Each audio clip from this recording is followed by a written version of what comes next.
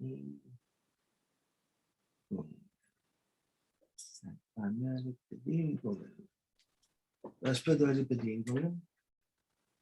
right.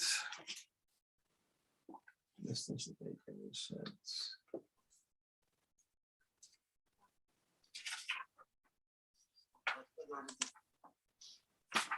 All right.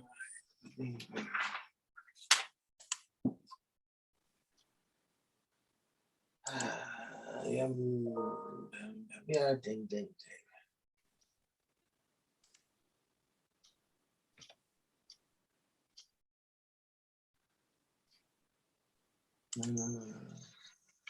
Well, welcome everybody. We're going to be starting in about 4 minutes. I just want to go through a couple things here. We're going to be starting at 6:30. We have quite a few newcomers coming into this, so we welcome all of you. Happy New Year. You'll notice that your cameras are off and your microphones are muted, and that's to allow our speaker to be able to present the whole time. And then you'll have the ability to write your questions in the Q&A function at the bottom of your screen. You could also use the chat if you want. The chat is more for if there's any kind of technical problems for me to deal with. My name is Natalie Cruz. I am the host here tonight, and I work at the Everett, Roehl, Marshfield Public Library. And this is being recorded on YouTube live. And so if you miss something or you know somebody else who might enjoy listening to this, you can do that at a later time. The chat function and the Q&A function are at the bottom. Like I said, welcome everybody. And we'll get started. We're going to let a few more minutes go by so we can get everybody in here that wants to join. So if you're looking for the spoken history with Dr. Jeff Kleiman, you are in the right place. But I'm not a real doctor. If you have pains and aches, I can't help you. I can create pains and aches, but don't worry about it. Let's see. Okay, this is where I'm looking. You just let me know. Yeah, I'll give it another minute here. We're That's getting a fine. few more people coming on. We've got a lot of people who are interested in this topic tonight, so. Means Tom's check's cleared. All right, okay.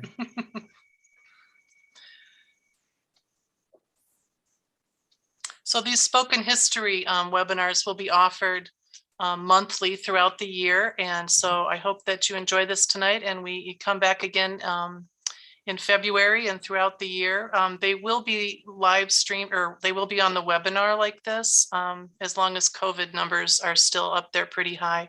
But if you don't have access to a computer, something like that, we do have people in our Felker room or our Adler room that are kind of just socially distancing and able to watch this through a laptop on a TV screen. So that's why it's set up with being a webinar right now. So we're just about ready to start. It looks like it's close to 6:30. So without further ado, I will introduce our speaker tonight. And like I said, we can have you ask questions throughout his presentation by typing it into the Q&A. And then at the end of his presentation, I'll go ahead and read some of those off to him so he can answer your questions. Our speaker tonight is Dr. Jeff Kleiman. He's a history professor at the university, and he will be talking about the Karau family business, Marshfield's last locally owned and operated supermarkets. So welcome, Jeff. Hello, hello. I'm sorry I can't see faces, just like Romper Room. I'm used to teaching online and seeing little rows of people. So I'll do what I can to imagine you all out there. Please feel free to type in a question, even as I'm talking, and say, well, when you talked about this, so we have a handle on the reference there for any questions you have. This is an abbreviated form of the book, a very brief book. Tom Karau asked me to please, and his wife, Mary especially, nudged him to write a memoir of his life and business. And Tom is really very modest and didn't want to do it. So ultimately, after a number of years of prodding, let's put it politely, he relented. And I put together a book. I'll be giving 2 copies to the library for the genealogy room. And you should be able to follow up anything of interest in a little more detail in the book. Only runs about 50, 60 pages, nothing much. Big print, double-spaced, wide margins. So don't worry about it. It's I'm told it's a fun read. So let's begin with the title page. And the real heart of the matter is the subtitle. We live at a time and place when there are fewer locally owned and operated businesses. If you've lived in Marshfield for, well, we've been here 33 years, or most of your life, you've been able to see the change, but perhaps it's been so gradual, it didn't strike you as all that obvious. That Marshfield may be remote, but it is not isolated from the larger economic trends that sweep through the rest of the United States. And so we look at the Karau family business. Tom is a wonderful guy. I mean, I've known him, I don't know how long. But that alone doesn't make the topic noteworthy. There's something here of general interest to get us thinking about larger problems, issues, challenges, whatever word you want to use, that we will continue to face in the near future and will only be exacerbated as the internet. You're not seeing my screen. Well, I'm not sharing a screen. I just got a little message at the bottom of my screen saying the library couldn't see me. Is anybody else thus blessed? Let's say, I thought you might have. Okay, I'll put on the share screen when the time comes. Okay, I have it. Oh, telephones. Okay, let's see if we can pick up where we were. That the internet has destroyed many brick and mortar businesses. It has even begun to challenge the big box stores. So we really have to begin to think, what can we learn from our immediate past? What lessons are coming that we will have to address in the near future? And so with this, I will start the PowerPoint. Okay. And if you can't see it, please let me know. You'll see there is the regular PowerPoint over here. And along the side here, you can count down to finish, to when we finish. So don't lose hope. We have a way of following this through. So here we go. This is very important. And it's nice that the people, the family, were able to share this with us. Again, there'll be 2 copies of the book into the genealogy section of the library.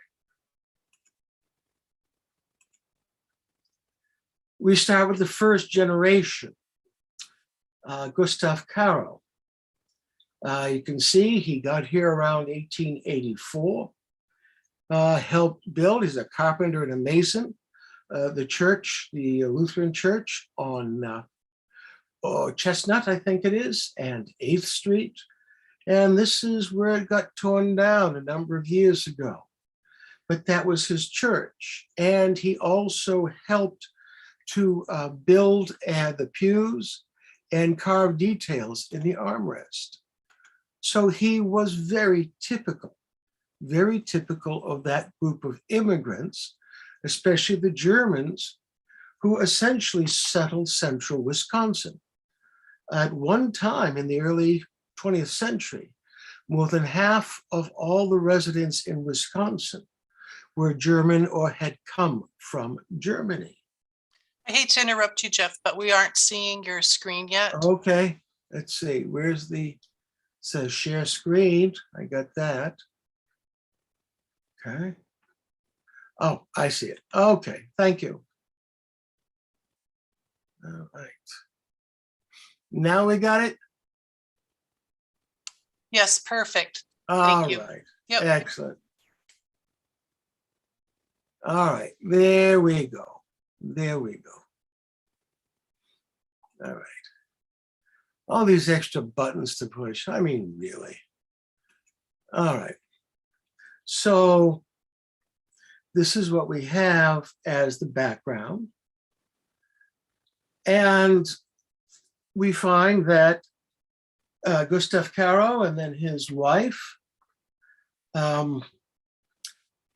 absolutely went to the farm because that's what Americans wanted. That's what many immigrants expected, was to have life on the farm, property. Property meant farm ownership, land. And here around 1899 is what is the start of a growing family. They have had 2 children before this cluster, died early on. And we find the farm, you can still find it, check the plat books, in the area known as Manville, named for that intersection where Man Road meets the railroad just north of town. What's important here is that she bore 9 children, 7 of whom survived. Not at all unusual for the 19th century and even into the 20th. But the important one we're looking at, Reinhold, he's the last of them, was born in 1905. And this is worth noting, if for no other reason than this is when great changes are coming through to American life and the economy. Okay. Let's see, I got this thing here.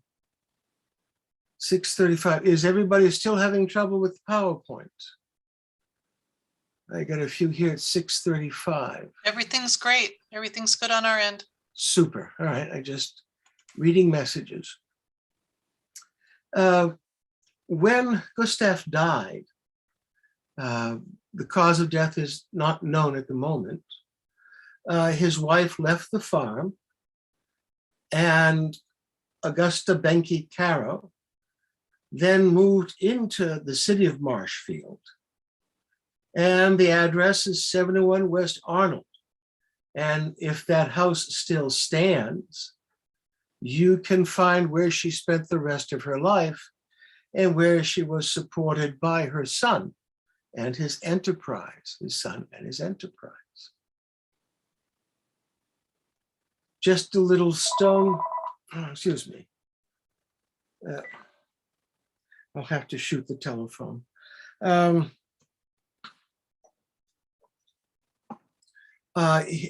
the graves of the 2 children who died early. You see Edward, born in 88, born December 4th, died December 23rd. Anna, born February 1st, died March 3rd. Again, this is not unusual. I've biked down H on the way to Neilsville. At the crest of one of the hills, not too far from Neilsville, is a family cemetery. The overwhelming majority of the stones there show a family wiped out, probably by smallpox or something else. And here are the graves of the first Carrows, Gustav and Augusta, birth and death dates. Those of you who want to do genealogy, here's something concrete to work with. Now, where our story really picks up, really becomes important, is for Reinhold, who throughout his life is known as Riney, the youngest of surviving children. And as in the case of many Americans, not just immigrants, native-born Americans, said, you know, farm life is really hard. It hurts. I'm not sure I can see much of a future in this. I'll go to town and see what I can do for wages. Well, again, you read here, he unloaded grain cars for the Urtmeyer Heinz General Store. And he found that probably as bad, as bad or worse than farm work. It was demanding, and perhaps these sort of jobs of heavy lifting and moving could end up causing an early death or crippling him. So with these very pragmatic thoughts, he figured, if I'm going to survive to a decent age, I'd better learn how to wait on the trade. And so we find that today as well. The economy is shifting. This is very important. What we find is a movement from a farm and wood-fueled economy into the 20th century with service and heavy industry and a coal-powered economy. And I say this as a point of comparison for where we are today, which is electricity and service-dominated economy. And its significance is something you can sit down with a coffee and chat about. If you'd like, let me know. I'll meet and kibitz with you. It would be my pleasure. But these are great and important changes that shape our world. By 1905, Marshfield's population doubled. And what's critical about this is the service economy depends on a large population requiring services, not necessarily goods manufactured, and not raw farm products, as in the case of the Binzel bean factory later on, the canning factory. What is important here is, do you have enough people to whom to sell things? Is there enough room for competition that will allow people to innovate, take risks, and perhaps survive or thrive? I mean, this issue of population, demography, is very, very important. And so what we find here, that from 1890, we've gone from 3,400 to almost 7,400 residents. That is quite a rate of increase for a city of any size. And getting people accustomed to an urban as opposed to rural and agricultural life.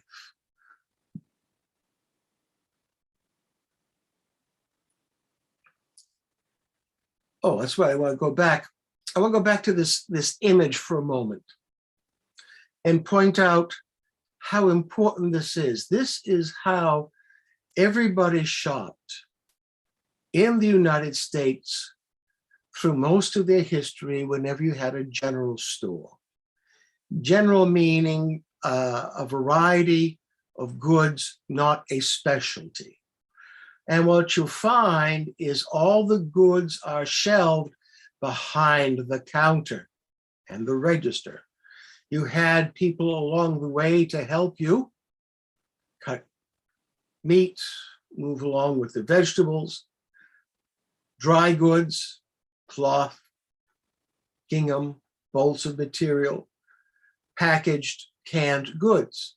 And you would come in, give the head clerk your basket and your shopping list, and they would come through and they would fill it for you. And this was normative.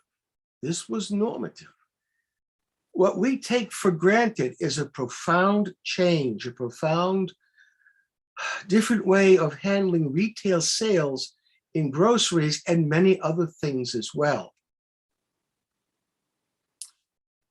So it's into this world that Riney comes, working in that sort of market in town, and then wondering what can come next. He spends the next time working for a number of the A&P stores in town, managing, dealing with retail, inventory, and the fundamentals of any service business. And yet, as I've said briefly here, he understood the challenge of pricing goods in a competitive manner without jeopardizing profit margins, and you don't want to sacrifice quality. One of the things that makes Riney Karau important, as well as Tom, is that they were risk takers. They were innovators. They looked ahead to see what was happening elsewhere. How could they bring it to Marshfield? Not only provide the ability to stay in business, but something better for the people who lived here. And so for both these men, especially Riney, selling more goods at a lower price would yield greater commercial benefit, right? You deal in volume. The more goods you have, the lower your margin of profit can be, and the difference is made up in volume. And Riney sees this, he figures it out. The Atlantic and Pacific markets had begun to emerge. Let's see, 2 participants raised their hands. Let's see.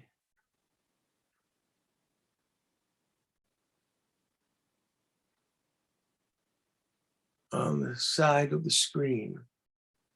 Okay, if I knew what that means. All right. I'm not seeing that. Okay, that's on the chat. So this is the first innovation. And you'll see here is one of Weber Brothers groceries. Some of you may remember that family, that he opened up next to it in an established building. And he has it next to a bakery. So the food market, it's a food market, and the labeling becomes important. You can see it here in the late 20s and in towards the early 30s. So he's there and thinking, maybe I should try this, see how well it floats, how well we can do with this. And again, it's Riney Karau's food market. The Weber brothers. Note the local name and importance attached to say, yeah, this is good stuff because I know the people who sell it. When was the last time you were able to see that or say that where you shopped in town? Where of any of the big box stores? Any of the big grocery chains? Where have you known anybody to whom you could turn and with some reasonable expectation, expect accountability? And this is a parting shot. This is the rear view mirror shot of where things are going to go.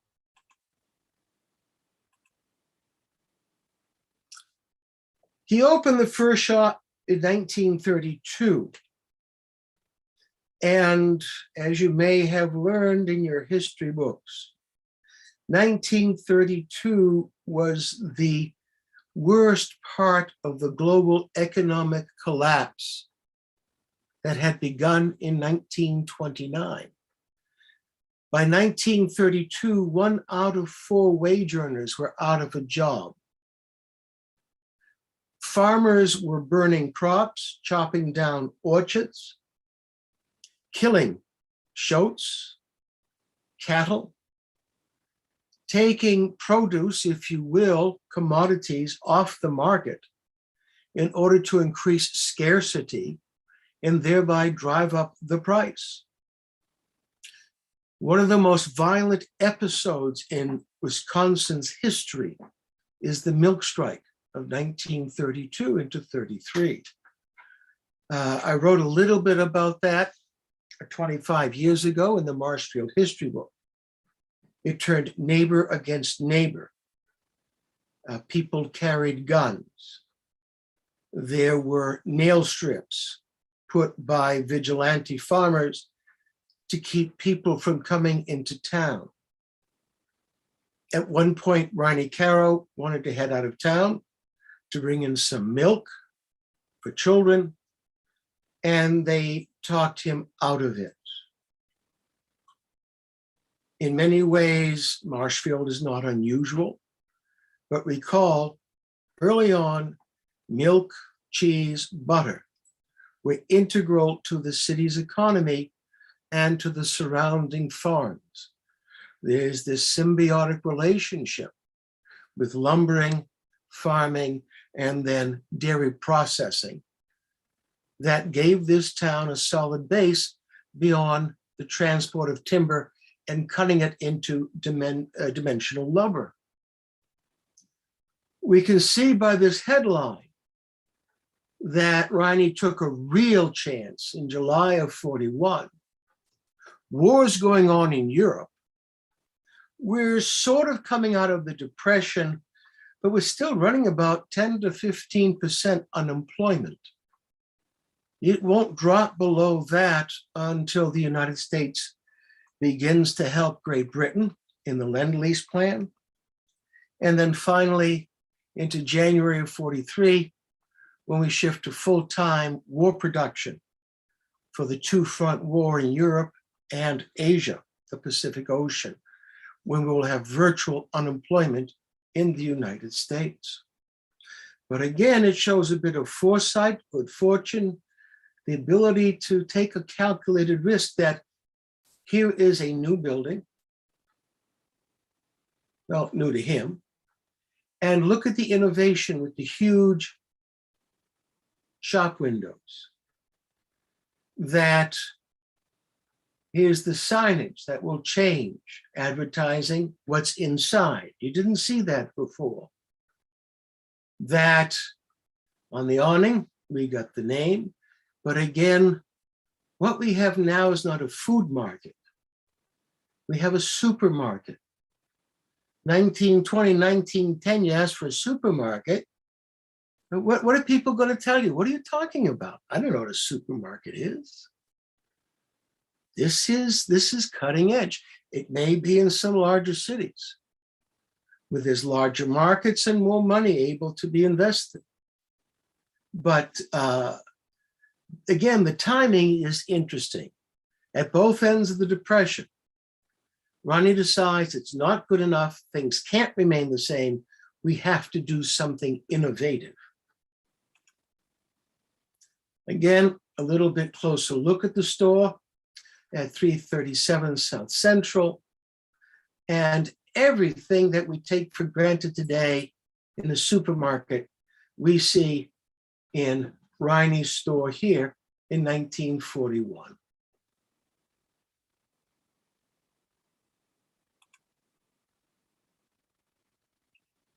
Among the many innovations we see here is the cleanliness, in-store watered fresh fruit. I think the original newspaper article talks about a vaporizer. You know, if you go into the grocery store today, they've got this automatic little spraying machine. You know, sometimes you hear the rumble of thunder. But to just keep the produce fresh, keep it glistening, make it attractive. This was another innovation that Riney made.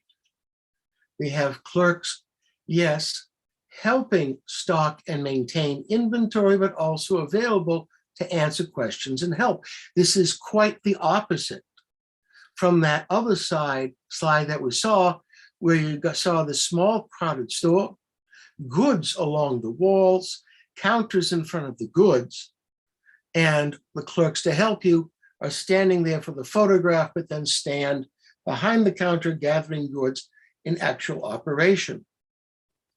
Over here is Reine Karau, photo op looking at the goods, showing the abundance of goods, processed and fresh. As Americans, we assume prosperity and abundance is natural and is our right. As Americans, we don't understand how different we are and have been in many different ways, particularly when it comes to food production, distribution, and retailing. And here's one of the adverts when the store first opened.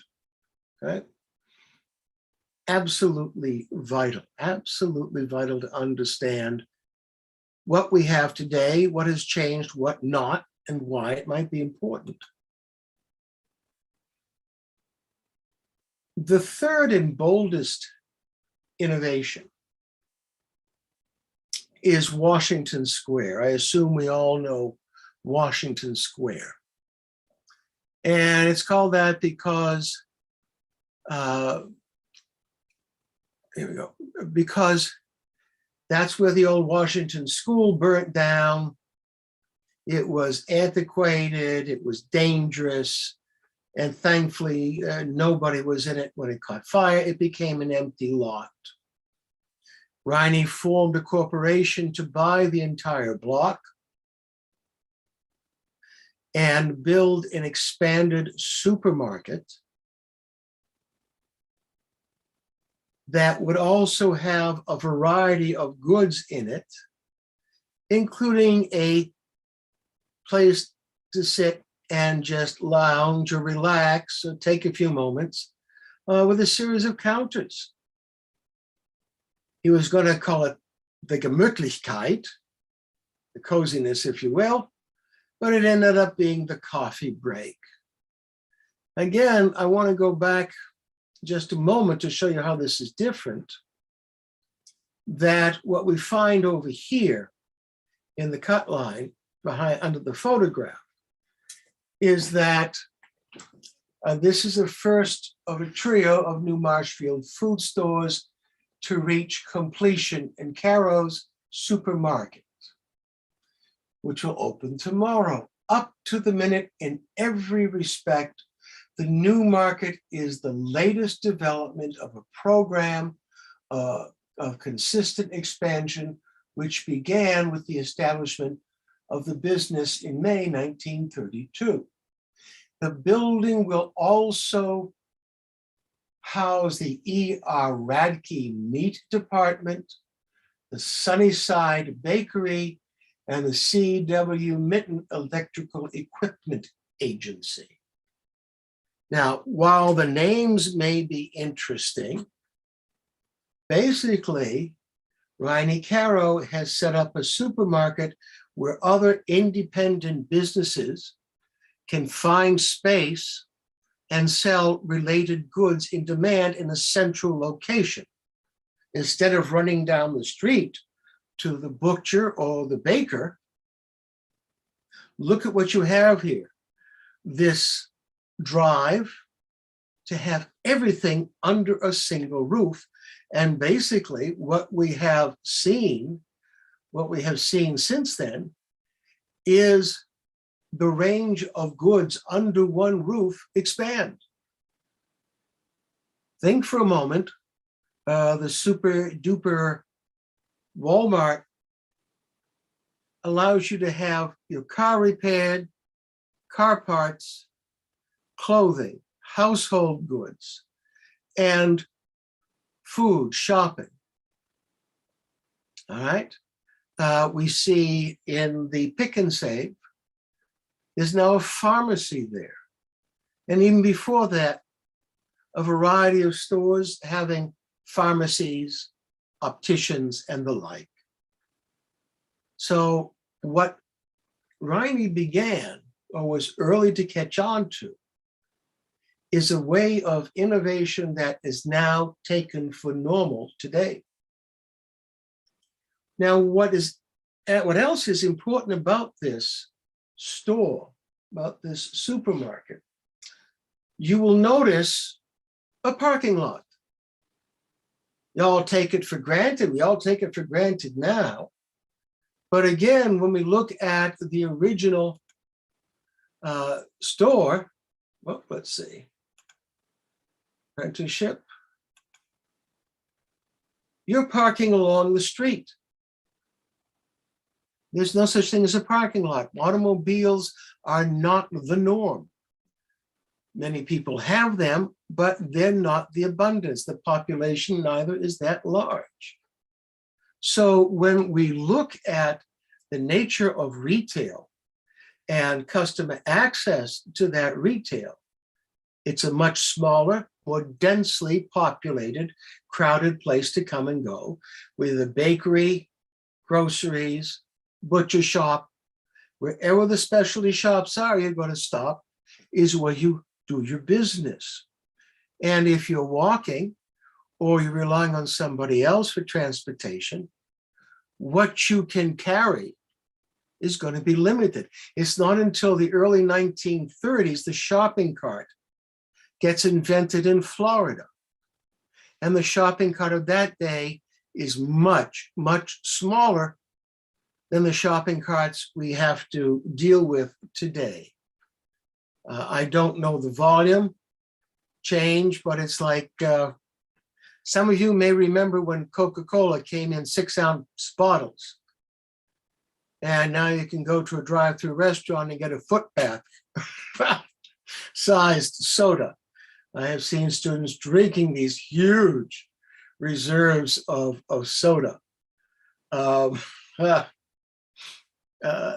It's just amazing.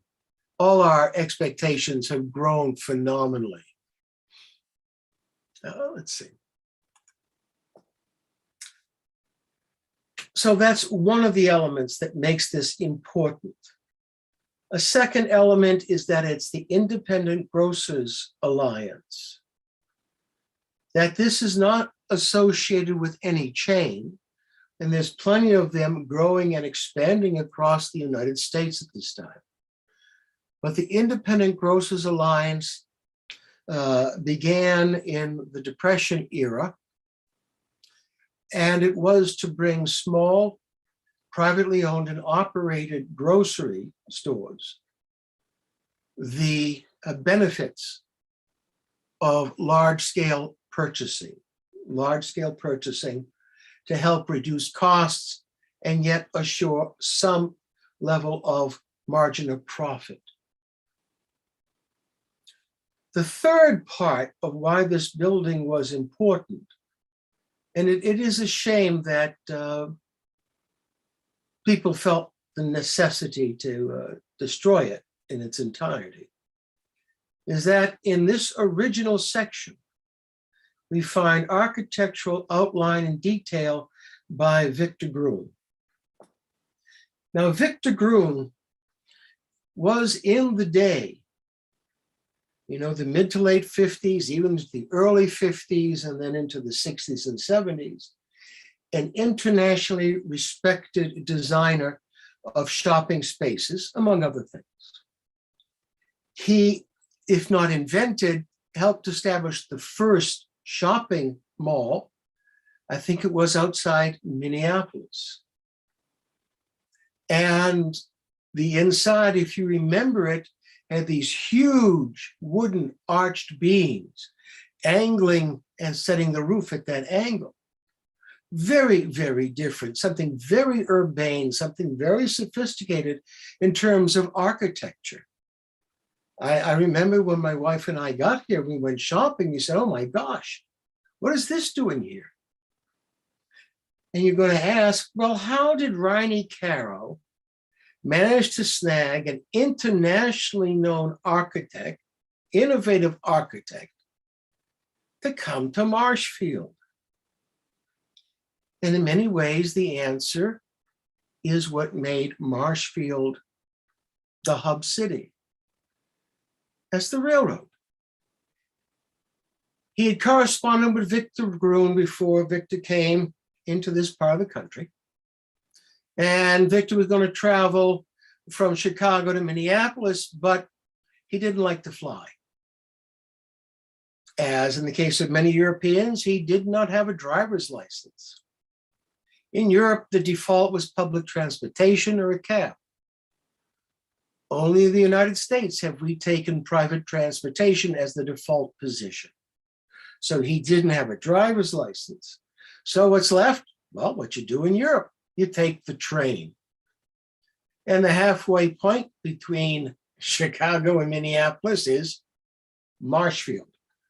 So Victor Gruen stopped by, he and Riney talked. Gruen drew up the plans and Riney executed them. And this is very, very modern. 50 years later, more, almost 20 years later, 50, my gosh, almost 60 years later, is it? I don't want to think about it. More than 60 years later, this is really quaint, but at the time it was cutting edge.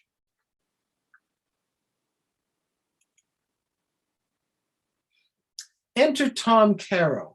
I assume some of you knew Tom and his wife, Mary. So here is Tom Karau, and you can see that's not the Tom Karau we know and remember. That's Tom Karau at 21 with his resume in hand and sets out to find work. Tom was unusual in many ways, but mostly is the fact that he had not only a college education at Madison, but a master's degree in business administration. He had a level of education and professional experience that was reserved to a relative minority of men entering the business world, virtually unheard of among women. He also came out looking for work at a very, very good time.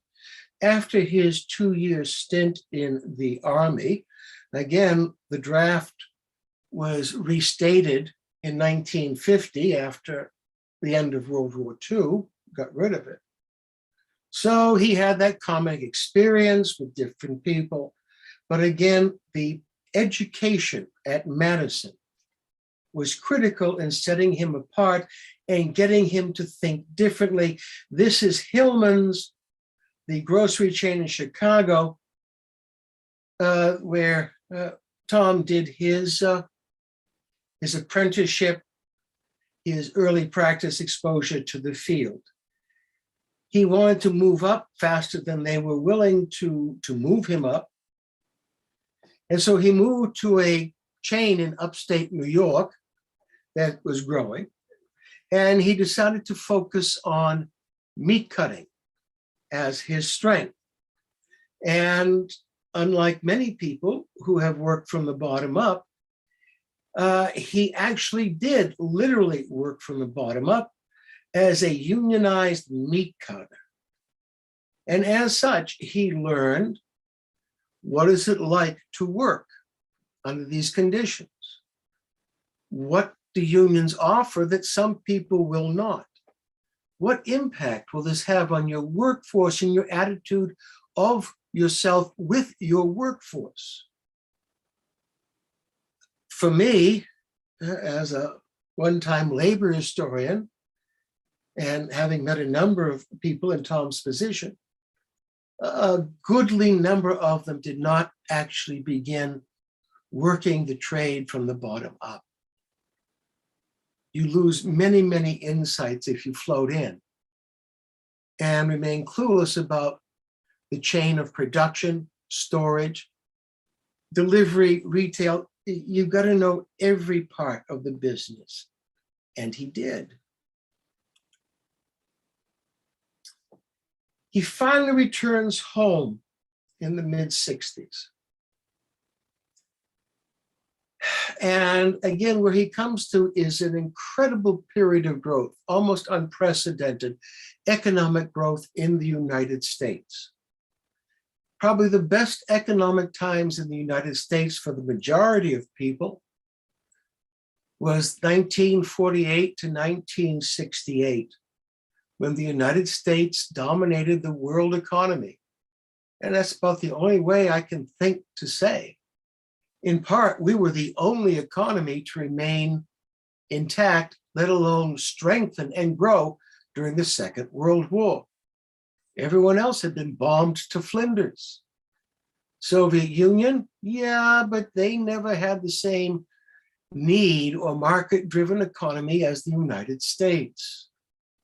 There's many things that make for this, but the timing for Tom and for Marshfield, again, was absolutely fantastic.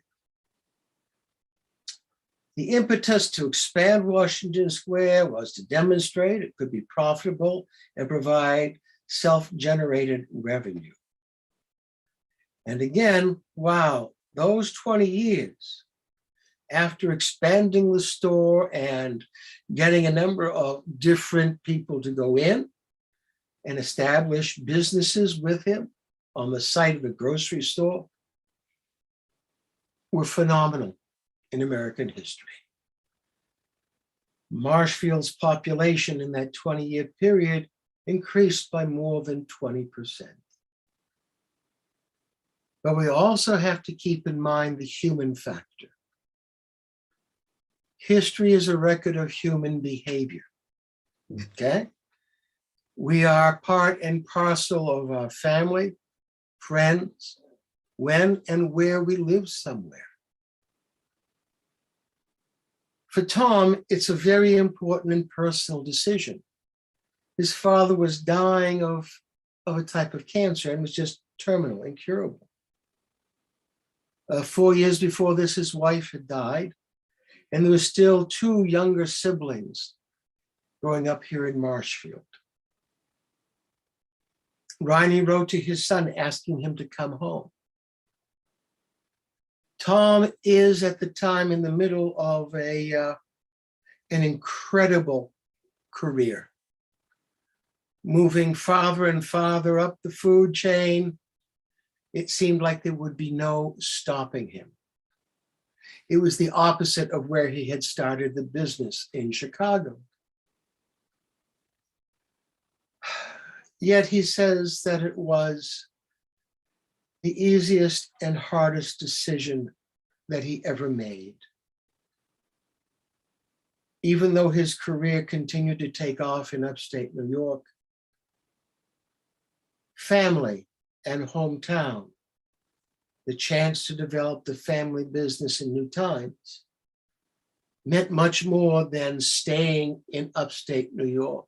So here again is an example of the willingness to innovate, to take a calculated risk, to take your knowledge and experience, okay? Knowledge and experience to try something new, An important piece of this dramatic transformation is the clinic. We cannot pretend otherwise.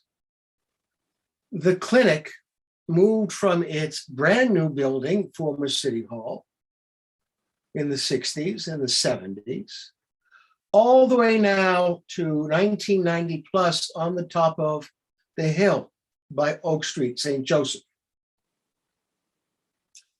That, granted, this image is more current, but even so, the clinic provided a dramatic change to the city of Marshfield by accelerating the number and variety of people who came to live and work in town. It would become the largest employer and draw people from as far as 20 or 25 miles away to commute. So in reaching this new, more diverse, professional, a bit wealthier, a group of residents, Tom opened up the warehouse on North Central. It not only encouraged bulk buying, but also began to offer an array of different sort of foods, spices, other goods, other produce that might not have appeared in Marshfield were it not for the medical staff and physicians that would demand a more diverse supply of food. We have to, again, remember population. What is that population like? How does that population have an impact on available markets, innovation, and the way in which we do business on a daily basis?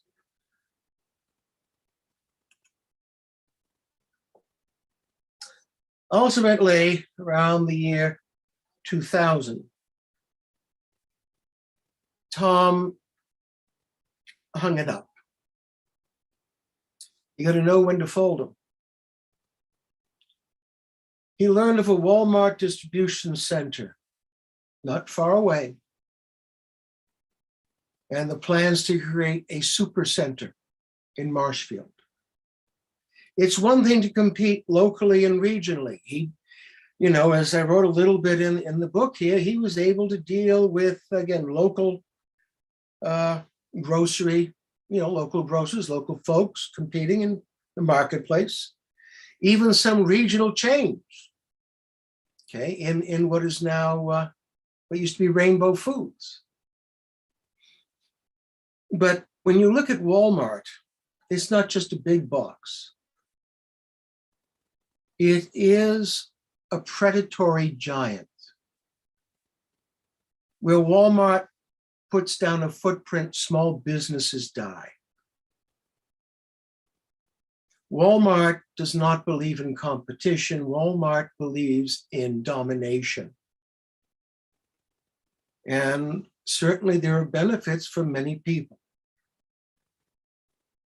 But whenever we look at these larger stores and these chain operations, particularly on an international level, we must ask ourselves, as with any innovation, at what price? What is the trade-off? What do we lose or give up in order to gain this new thing? So Tom was able to sell out to Cops, a hub player, if you will, in IGA wholesale retail. And they were able to take the downtown store as well as the warehouse market, and he was able to liquidate his holdings. And it's with that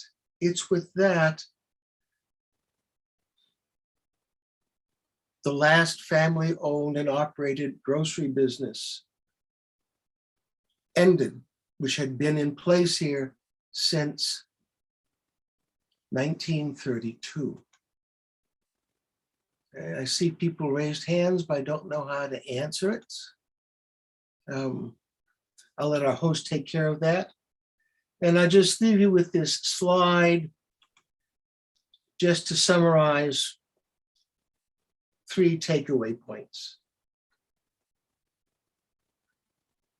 We are all part of the story, some more obviously than others, but we're all here and depend on and rely upon each other. The Carroll story touches on immigration, Wisconsin, and American history. And the family history grants us an insight into the transformation of American retail in the 20th century. Perhaps we should not romanticize the world we've lost and accept change, but also say, perhaps we have something to say about the nature of that change. But that's a story for another day. I will end the screen sharing and we will turn to my horrifying face and try to answer any questions. Okay, I saw there were 2 hands raised, but I don't know. Yeah, I think those were from when they were trying to see the screen share at the beginning. So I think we're okay with that. So if you want to use this time, if anybody has any questions, to go ahead and type those in the Q&A. Thank you so much, Jeff. This was so interesting. I hope it was okay. Oh, it was wonderful. I'm a transplant here in Wisconsin, and my father owned a small grocery store in Iowa where I was raised. And so this all kind of touches my heart on a whole different level. And I think it's a loss when you lose a family business like that.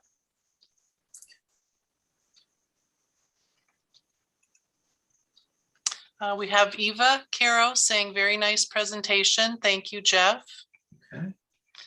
Let's see what else we have here. Yeah, but that's family. Oh. You're getting claps from the Adler room. People are applauding. So. Well, thank you. And then Dave Kleba says, do you know what year the store at 337 Central closed? No, I don't. In trying to go through the history here, the pressure was to keep it concise and not get into too many details. On the other hand, people who do genealogy or local history, there's a lot of open-ended questions here. Definitely. If you are a high school teacher, here's an opportunity for a number of projects to contribute to local history. Tom Carroll actually says it was 1959. Oh, if I knew he was listening, I wouldn't have said those nice things. Also, we have, I think it's Susan. So interesting and informative. You are a very good speaker. Thank you. And Annette says, I got to the presentation late. Did I hear about a book or books that were published? Yes, this is, Tom asked for a little history, family history of the business, history of the family business. Put your modifiers where you will. And it's relatively short and easy to read. It's less than 60 pages. It has many of the same images here, only clearer. And I'll be donating 2 copies to the genealogy room. Wonderful. Okay, so you can look at it. If you want to get a copy, otherwise, you might want to talk to Tom and see what he has in mind. I'm a mere tool in the hands of greatness. We also have someone asking where you can purchase that book. It's not for sale. Not Again, if there are enough people, perhaps I'll talk to Tom and see what he wants to do. Okay. Because we still have the ability, we have the original master copy and can do some additional copies. Okay. And I don't know whether if he's interested, or I could take it from here and ask him if he wants, what he wants unit cost to be Sure. for each book. We have Joanne Gosh asking, which Marshfield history book did you cite in your talk? And I believe you were probably talking about the Marshfield story. Is that correct? Or? Yes, Okay. in 1997, I worked with a bunch of wonderful people. And that Marshfield storybook got state recognition for being unusual. Because the first part was the history of the town, the context, and then businesses, and then families. Yeah. So you get to know who came here and why, and what were they doing. Yep. We also have a great many copies of that at the library, both volume 1 and volume 2 that are available for checkout if you ever want to do that, anyone, because they just have a ton of pictures and historical information in there.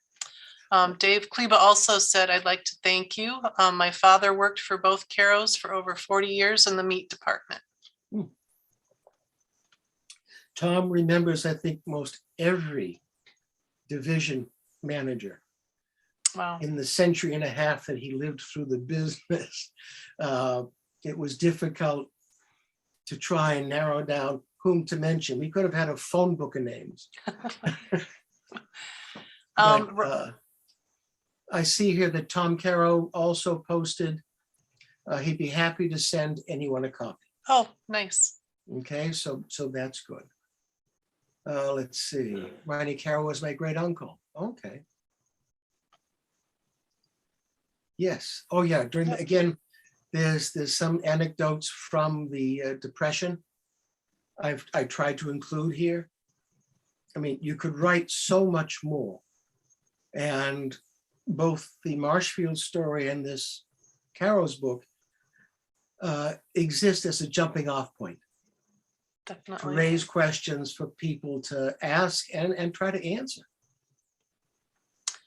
We have a Bob Sanders, former member of Marshfield business community, but now located in Texas, says you did a very good job of presenting the Carroll family business. Very good. Often think I should work on history of my family business also. Very good. Yep. I think I've caught just, well, maybe there's a couple more here. Chris Franklin raised a hand. I don't see the raised hand. I think sometimes when people accidentally mouse over it, it might be doing that. I'm not seeing that anyone's doing that. Sarah Olson says Tom's innovation of having small businesses like the coffee shop within his stores seems ahead of its time. I also agree with that. That was amazing. Was there anything else like it in Wisconsin at the time that you know of? I don't know. Yeah. I mean, the closest thing I could say was SS Kresge and W.T. Grant. Right, the building is now still on Central, but it's something else. And all those had built-in lunch counters. Wow. Right, with the built-in lunch counters and the little stools you sat on. I remember growing up in Boston, my mother or grandmother would go into town and we'd stop at Kresge's or Woolworths. And I could sit at the counter in a store. Wow, that was exciting. It was. And the old Carrow's, yes, the old Carrow's is where the Pick and Save is now. And I want to say shortly after 2000 is when they took down the warehouse. And yes, that is just to the north side of McDonald's. That's where the warehouse stood. We have a Michael Moots who says, my grandmother Ione used to work at the old Carrow's where Pick and Save is. Yep. When did they take down the Carrow's? Did you just answer that? Yeah, the Okay, Carrow's sorry. south and north side Yep. came down about the same time. I'm sorry, I don't have the exact year. Okay. And There's plenty of room for it, but I just don't have. Robert Sanders wants to know, are we able to buy volume 1 and volume 2? I'm assuming you're talking about the Marshfield history book. You used to be able to get those, but I don't know if you can get any more in print with that. I can check into that. There might be a Do place. shameless self-promotion. We do have several here to check out though. We have out. at least, I think, 9 copies of each. And then we have a couple in our Felker room that don't check out that are always here. So you're always welcome. Yeah. And if you're out of state or somewhere, we can look for certain names for you and I can send photocopies or whatever if you just call the library here. And Matt Matson says, my grandfather was Gustav's nephew and who he persuaded to come to the US. How do we get a hold of Tom Karau? I can give you his email. I will ask him first. Yeah, definitely. Okay. And I will pass it along to our gracious hostess here. Okay. And then she has the list of everybody and let it go out. Okay. But first I want to check with him before giving it to a larger group. Sure. You might want to check Thimbleberry Books. It is the used bookstore in town. It's the only bookstore in town now. It's a great bookstore in town. And occasionally copies come in and my wife is very, very careful on the quality. Okay. And we had somebody within the library asking, or just saying that Wings had a gift shop in Carrow's, if anybody remembers that. The Wings drugstore used to be Rexall. If you remember Rexall, you should already be in bed. It shouldn't be up so late. I mean, there's a variety of these families and family businesses, some of whom are related to a larger chain, such as Rexall or CVS, and others such as the Carrows, you know, who may have a family business, but then jump into the franchise because you get larger advertising and markets. So, yeah. Oh, there's Tom just posted his email. And it's Reineck, Reinek, Reinek, 333 at gmail.com. Thank you. Okay. It's a good thing I have you looking at these too. There's a lot of them coming in here. Mm-hmm. Oh, the Gavin- Carroll Benke trees, yeah. Oh, Gavin again, says, great history, Professor Kleiman. Really enjoyed the historical context of regional, national, and world events presented while telling the Carroll story. Thank you. Nicole? probably if you don't already belong to the Genealogy Society, or if you're not in the area, Don and Vicky Schnitzler are the people to contact. Definitely. The people to contact. I'll also talk to the library. There may be maps left that were reprinted, 2 maps of Marshfield in these old 1890s format, 1880s, 1890s format, were called bird's eye views. Mhm. And they were very popular in the 19th century. So you could contact them, or I could ask about it and see if they're available, and then maybe we can get in touch with the group again if you all are interested. Yeah, I'm sure there's going to be a lot more follow-up questions too. Donald Schnitzler says volume 1 of the Marshfield story is not available. The second volume, we have about 60 copies left. They're available at the Upham Mansion. Anne says, thank you for your work and highlighting this local Carroll history. Well done. There's the email again. Robert Sanders, I can read you the email address if you'd like. Just let me know. Yeah, And I can type it too in the chat here for everyone too. Okay. At the end of this, I'll try to remember to do that. Yes. Okay, and Don Schnitzler says, yes, these are where the additional copies of the 2 maps are at the Northwood County Historical Society, the Upham House. So there's some copies of the Marshfield history there, and volume 2, and then the maps. So that's good to know. Thank you, Donald. I wasn't sure what had happened. Yep, and I just posted the email in the chat for everyone to see. I have a hard time doing 2 things at once sometimes. Look, to me, multitasking is doing 2 jobs poorly. Let's see here. I think I've hit almost everybody here. Sarah Olson says, lovely presentation. Thanks to everyone involved for helping tell the stories so they aren't lost. Nicole Denardis says, hi, it looks like 701 West Arnold now has a parking lot.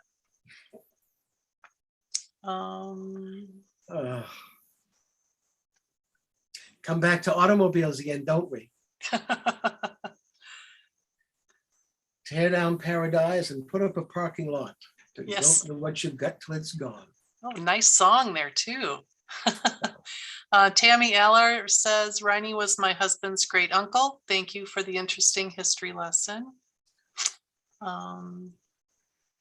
Pam Johnson says, Steve and Pam Johnson say hi and a great job, Jeff and Tom. And